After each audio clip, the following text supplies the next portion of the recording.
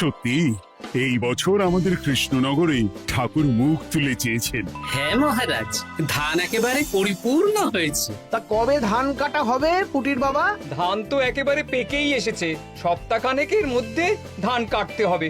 বেশ বেশ, তাহলে তো ভালোই হলো। এই মাসের শেষের দিকেই তো নবাব বাহাদুরকে শস্যের খাজনা পাঠানোর কথা। হ্যাঁ মহারাজ, এবারে নবাব বাহাদুর খুশি হবে। ঠিক বলেছ গোপাল।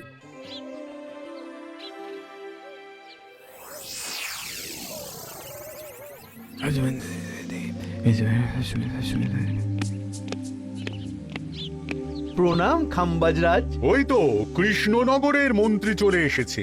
ও, এর কথাই তুমি বলেছিলে? হ্যাঁ, ওই রাজ্যের সব খবরাখবর আমায় দেয়। ইনি কে?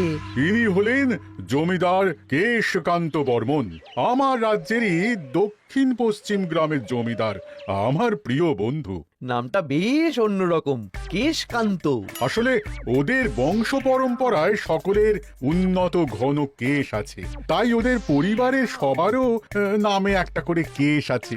আমি খাম্বাজ রাজের সমিত এবং সুপরামর্শদাতা। কিছুদিন আগে আমার মাথায় খুব খুশকি হচ্ছিল, মাথার চুল পাতলা হয়ে আসছিল। কিন্তু আমার পরামর্শে একটা তেল মাখতেই মহারাজের মাথার চুল এখন ঘন হয়ে উঠেছে, আর কোনো সমস্যা নেই। বাহ বাহ বাহ, ভালো ভালো ভালো। এবার তাহলে কাজের কথাটা বলে দিন।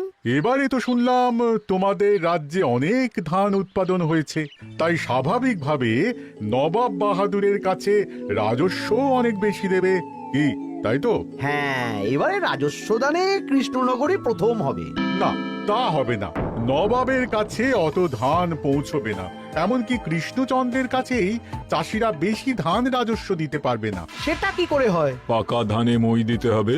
বললাম না, ও আমার সুপরামর্শদাতা। হ্যাঁ, আমার মন্ত্রীকে বাণিজ্যের কাজে বাইরে পাঠিয়েছি কিছুদিন, তাই কেশকান্ত মাঝে মধ্যেই আমার কাছে আসে, গল্পগুজব করে আর সুপরামর্শ দেয়। কিন্তু আমি কি করব? তুমি রাতের অন্ধকারে চাষিদের ধান জমিতে পাকা ধানে মই দিয়ে দাও, এমন ভাবে কাজটা করবে যাতে কাক পক্ষীতেও টের না পায়। আর তাতে আমার লাভ? প্রত্যেক বছর নবাব রাজস্ব দানে বিজয়ীকে 3000 মোহর দেয়, আমি তোমাকে তার থেকে 1000 মোহর উপহার দেব। 1000 মোহর? হ্যাঁ হ্যাঁ, যাও যাও যাও, কাজটা শুরু করে দাও। আচ্ছা।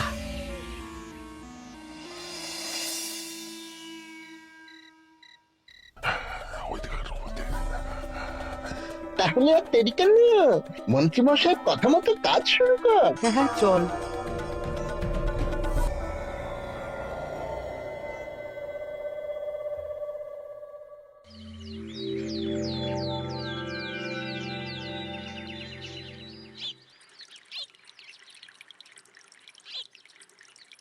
এবারে তো চাষাবাদ বেশ ভালোই হয়েছে। আশা করি নবাব বাহাদুরের কাছ থেকে এবারে আমরাই পুরস্কার পাবো। হ্যাঁ মহারাজ, সারা বাংলায় কৃষ্ণনগরের মতো উৎপাদন এই বছরে কোথাও হয়নি। সর্বনাশ হয়ে গেছে মহারাজ, সর্বনাশ হয়ে গেছে। কি সর্বনাশ হয়েছে গো পুটির বাবা? গতকাল রাতে আমাদের সব জমির পাকা ধানে মই দিয়ে দিয়েছে। সে কি? এবার আমরা কি করব মহারাজ? কাদের কাদের জমিতে হয়েছে এসব? যেই জমিতে তাকাবেন সেই জমিতেই এই কাণ্ড, ধান ঝরে সব মাটিতে পড়ে আছে। এবার আমরা কি করব? হায় হায় হায়, এবার আমাদের রাজ্যের কি হবে? নবাব বাহাদুরকে তো জবাব দিতে পারবো না। বড় বিপদ হয়ে গেল, রাজ্যে গ্রহের প্রকোপ নেমে এলো। ও, আর কদিন পরেই আমার টেকে আসবে 1000 মোহর।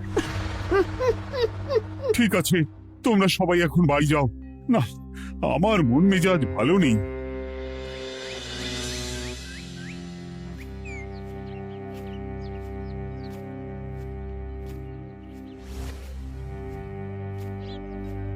ওগো, তুমি শুনেছো কি হয়েছে? পুটির মা হাউ হাউ করে কাঁদছিল গো।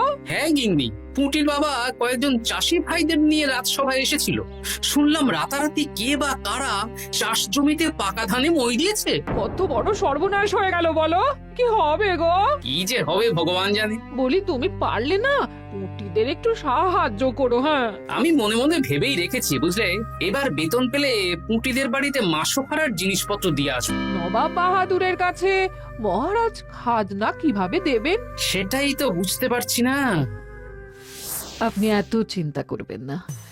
রাজবাড়ির ভাড়ার থেকে আপাতত কিছু বস্তা ধান পাঠানোর ব্যবস্থা করুন।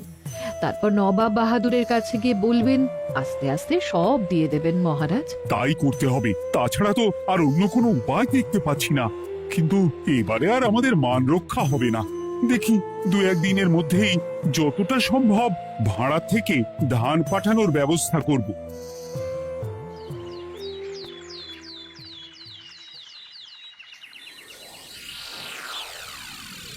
এই বছর 10,000 বস্তা ধান রাজস্ব এসেছে খাম্বাজ রাজ্য থেকে, 7,000 বস্তা ধান এসেছে বর্ধমান রাজ্য থেকে, আর মাত্র 100 বস্তা এসেছে কৃষ্ণনগর থেকে। তাই এই বছরের বিজয়ী রাজ্য হচ্ছে খাম্বাজ রাজ্য। খাম্বাজ রাজ্যের রাজার হাতে 3,000 মোহর উপহার হিসেবে তুলে দিচ্ছেন। আর কৃষ্ণচন্দ্র, তোমার রাজ্যের এরকম হাল কেন? এবারে আমাদের সমস্ত রাজ্যের পাকা ধানে কেউ বা কারা মই দিয়ে দিয়েছে। সেসব তোমার মাথা ব্যথা। আমার ধান কোথায়? 100 বস্তা ধান রাজস্ব, কম করে 800 বস্তা ধান রাজস্ব দেওয়ার কথা, কিন্তু তুমি তোমার কথার খেলাপ করেছো। এই বছর আমি নিরুপায় জাহাপানা। আমিও নিরুপায়। হয় তুমি আগামী 1 সপ্তাহের মধ্যে আমাকে 5,000 মোহর দেবে, নইলে নইলে কৃষ্ণনগরের সিংহাসন থেকে সরে যাবে। এত বড় শাস্তি দেবেন না নবাব বাহাদুর। আপনি অন্তত মাস 6 সময় দিন, আবার ধান চাষ করিয়ে আপনাকে প্রাপ্য ধান দেওয়া হবে। বেশি কথা বলছো কৃষ্ণচন্দ্র। তুমি 5,000 নয়, 6,000 মোহর 1 সপ্তাহের মধ্যে দেবে। বেটা গোপাল বেশি পাকা, অত কথা বলতে কে বলেছিল? গোপাল, এটা তুমি কি করলে? হায় হায় হায়! সর্বনাশের সময় যখন ঘনিয়ে আসে, তখন বিপদের ওপর বিপদ এভাবেই আসে। আমার পাওনা। আরে এখন না, এখন না, তোমাকে পাঠিয়ে দেব। ওই দেখুন, খাম্বাজ রাজের সাথে কথা বলছে। এখন বেশি কথা বললে কৃষ্ণচন্দ্র আর গোপাল সন্দেহ করবে। চলুন তো দেখি ওখানে গিয়ে কি কথা বলছে। কি কথা বলছো মন্ত্রী? মন্ত্রী আমায় বিজয় অভিনন্দন জানাচ্ছিল। বিজয় অভিনন্দন তো উপহার পাওয়ার সময় জানাতে পারতেন মন্ত্রী মশাই। যাই হোক, আপনাকে তো ঠিক চিনতে পারছি না। আমার নাম কেশকান্ত, আমি খাম্বাজ রাজ্যের দক্ষিণ পশ্চিম গ্রামের জমিদার। কেশকান্ত আমার বিশেষ বন্ধু। আপনার কেশ নিয়ে বেশ ভাব দেখছি। হ্যাঁ, ওই কদিন আগে তো খাম্বাজ রাজের মাথার চুল পাতলা হয়ে আসছিল, খুশকি হচ্ছিল আর কি। তো ওনার পরামর্শে একটা তেল মেখেই তো খাম্বাজ রাজের আবার ঘন কালো চুল ফিরে এসেছে। কেশকান্ত জমিদার হতে পারে, কিন্তু ওর অর্থনৈতিক অবস্থা তাবর তাবর রাজাদের থেকে অনেক ভালো। কয়েক হাজার বিঘা জমির মালিকও, তার সাথে চুলের তেলের ব্যবসা করেও হাজার হাজার মোহর। এই, এখন চুল নিয়ে চুলোচুলি না করে চলো কৃষ্ণনগরে ফিরি। এমনিতেই মন মেজাজ খারাপ, 1 সপ্তাহের মধ্যে আবার 6,000 মোহর জোগাড় করতে হবে। হ্যাঁ, চলুন চলুন।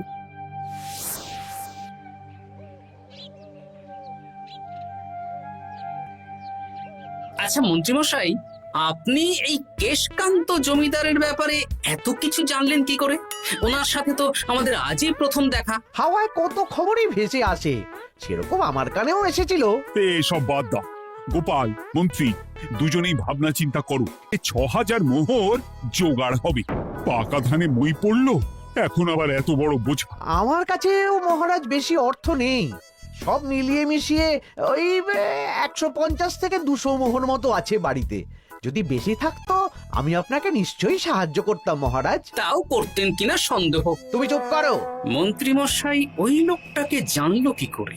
এই লোকটাকে তো আগে দেখারই কথা না। না, ব্যাপারটা নিয়ে ভাবতে হবে। চলুন চলুন।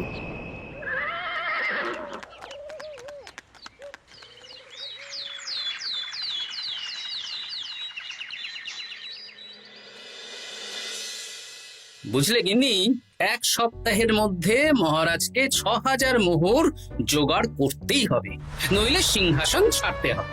এখন কিন্তু আমাদের উচিত মহারাজের পাশে দাঁড়ানো। কিছু ভেবেছো কি? আপাতত আমার বিয়েতে পাওয়া আংটি বন্ধক রাখবো, আর তুমি যদি হ্যাঁ হ্যাঁ, আমার যে দুটো গয়নাগাটি আছে ওগুলো বন্ধক রাখো, পরে আস্তে আস্তে ছাড়িয়ে নেবক্ষণ।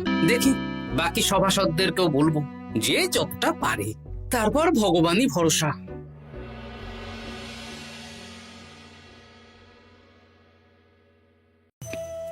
আপনি এত চিন্তা করবেন না মহারাজ। চিন্তা না করে কি আর কোনো উপায় আছে? সিন্ধুকে যা আছে তা দিয়ে 3000 মোহর হয়ে যাবে, কিন্তু তারপর আর কি করব? এবার কি নিরুপায় হয়ে জায়গা জমি বিক্রি করতে হবে? কিছু একটা করতেই হবে। আপনি গোপালকে একবার বলে দেখুন, প্রত্যেকবার যখনই বিপদে পড়েছেন তখন গোপালই আপনাকে বাঁচিয়েছে। দেখি আগামীকাল রাজসভা শুরু হওয়ার আগে গোপালের সাথে ব্যাপারটা নিয়ে আলোচনা করব।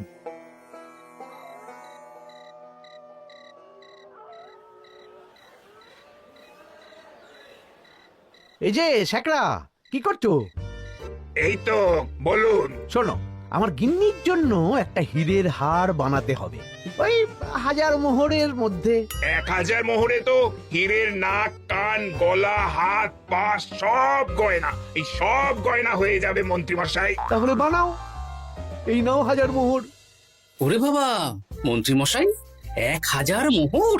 এই মন্দার বাজারে এত মোহর কোথায় পেলেন? গতকালই তো বললেন আপনার কাছে 150 থেকে 200টা আছে। সে যেখান থেকেই পাই তাতে তোমার কি? না, আমার কিছু না। শ্যাকরা, আমি কয়েকটা গয়না বন্ধক রাখবো। দেখি কি আছে। এই সব মিলিয়ে এতে আমি 15 মোহর দিতে পারবো। বেশ, তাই দাও। আমি ধীরে ধীরে শোধ করে গয়নাগুলো ছাড়িয়ে নেব। হ্যাঁ, মন্ত্রীর ব্যবহারগুলো বেশ সন্দেহজনক লাগছে। দেখি, গুপ্তচরকে কাজে লাগাতে হবে, মন্ত্রীর পিছনে ছায়ার মতো লেলিয়ে দিতে হবে।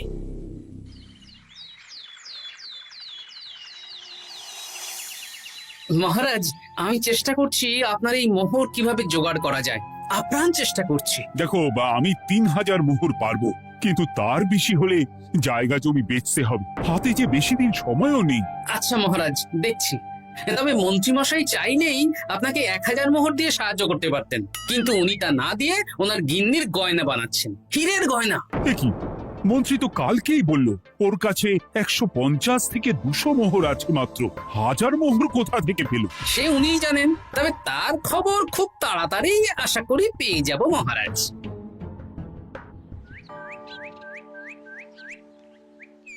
কাজটা একদম ঠিক করলেন না মন্ত্রী মশাই। আপনার কথা শুনে আমরা সবার জমির পাকা ধানে মই দিলাম, কিন্তু আমরা একটা পয়সা পেলাম না। আপনি যে এই কাজ করার জন্য খাম্বাজ রাজার কাছ থেকে ওই 1000 মোহর উপহার পেলেন, সেটা দিয়ে গিন্নির গয়না বানাতে দিলেন, কিন্তু আমাদের বেলায় লবডঙ্কা। আরে তোদেরকেও দেবো, একটু সবুর কর, আগে গিন্নির মাথাটা ঠান্ডা করি। না না, আমাদের এক্ষুনি চাই। আরে এক্ষুনি কি করে দেবো, আমার হাত খালি। আচ্ছা আচ্ছা, ঠিক আছে, এই নে 2 মোহর ধর, 2 ভাই ভাগ করে নে, পরে আরো দেবো। এটা কিন্তু ঠিক না। এসব আলোচনা খোলামেলা জায়গায় করা উচিত না। উফ, পরে তোদের সাথে কথা বলবো, এখন যেতে দে, বাজার করব, তারপর আবার রাজসভা আছে।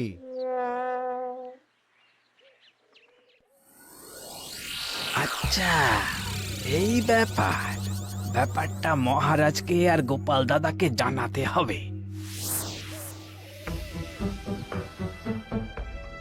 গোপাল দাদা, মহারাজ আসল খবর পেয়ে গেছি। কি খবর? আমি একটু আগে শুনলাম। কাজটা একদম ঠিক করলেন না মন্ত্রী মশাই।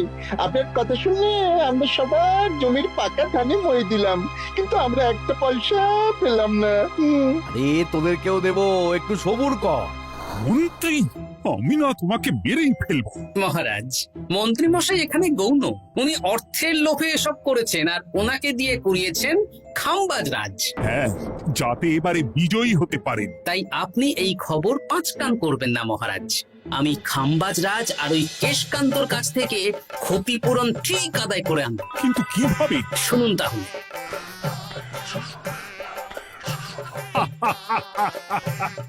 দারুণ বুদ্ধি। তাহলে এখন আসি মহারাজ, কাউকে কিচ্ছু বলার দরকার নেই। আপনি শুধু আগামীকাল সন্ধেবেলা খাম্বাজ রাজের দরবারে চলে আসুন, পারলে নবাব বাহাদুরকেও সঙ্গে করে নিয়ে আসুন। হ্যাঁ,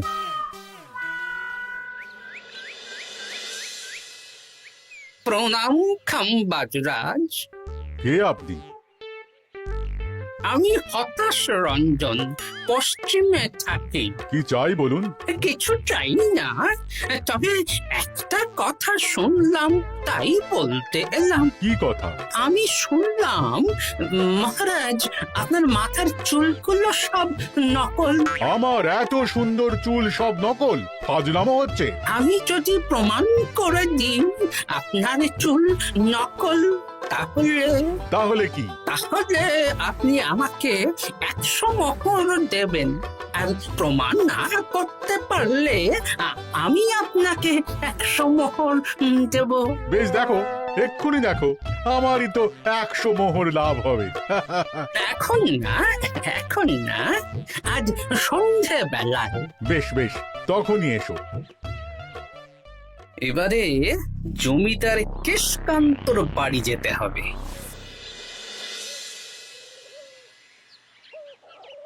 জমিদার মশাই বাড়ি আছেন? কে মশাই আপনি? না, আমি হতাশ রঞ্জন, পশ্চিমে থাকি। আমি বিশাল ক্ষমতাশালী লোক। কিসের ক্ষমতা? আমি রাজরাজাদের মারধর করি, চুল ধরে টানি, শাস্তি দিই। এসব কি উল্টোপাল্টা বলছেন? খাম্বাজ রাজ আপনার বন্ধু না? হ্যাঁ, প্রিয় বন্ধু। ওনাকেও আমি আপনার সামনে চুল ধরে টানবো, কিন্তু উনি কিচ্ছু করতে পারবেন না। উনি আপনাকে শুলে চড়াবেন। কিছুই করতে পারবেন না, বললাম না আমি বিশাল ক্ষমতাশালী লোক। বিশ্বাস হচ্ছে না তো? তাহলে বাজি ধরুন, 10,000 মোহরের বাজি। 10,000 মোহরের বাজি? হ্যাঁ, আজ আমি খাম্বাজ রাজের রাজবাড়ি যাব, আর আমার শক্তি প্রদর্শন করব। ওনার চুল ধরে টানা হেঁচড়া করব, ওনাকে আহত করব, কিন্তু উনি আমাকে কিছুই করতে পারবেন না। বেশ রাজি, বাজি 10,100 মোহর দিতে পারবেন তো? হ্যাঁ, আমি বাজি হারলে আপনাকে দেব 10,100 মোহর। দরকার হলে ওই কাগজে কলমে লিখিত পরিত করে নিন। বেশ, তাহলে তাই হোক। কিন্তু হ্যাঁ, একটা কথা, আমি শক্তি প্রদর্শন করার আগে থেকে প্রক্রিয়া চলাকালীন সময় পর্যন্ত আপনি খাম্বাজ রাজের সাথে কোনো কথা বলতে পারবেন না। বেশ বেশ।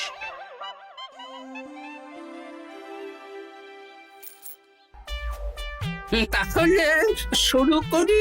শুরু করো। এবার আমি প্রমাণ করেই ছাড়বো।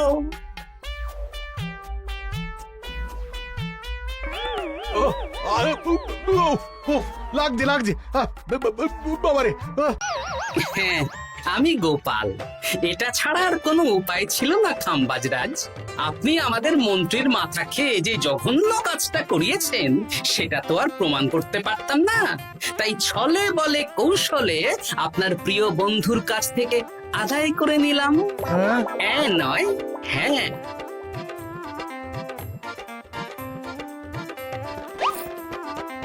এই নিন মহারাজ।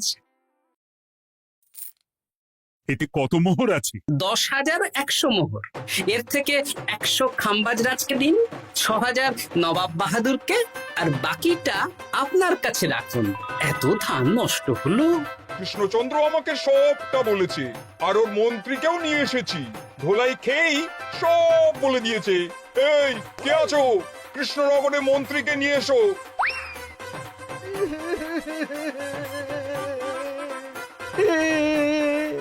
মার খেয়ে আমি সব বলে দিয়েছি খাম্বাজ রাজ। উদ্ধার করে তো জাহাপানা, আমাকে ক্ষমা করে দিন। এর কোনো ক্ষমা নেই, তোমাকে আমি কারাগারে বন্দি করব। হায় হায় হায়, সামান্য টাকার লোভ করতে গিয়ে পুরো মাঠে মারা গেলাম।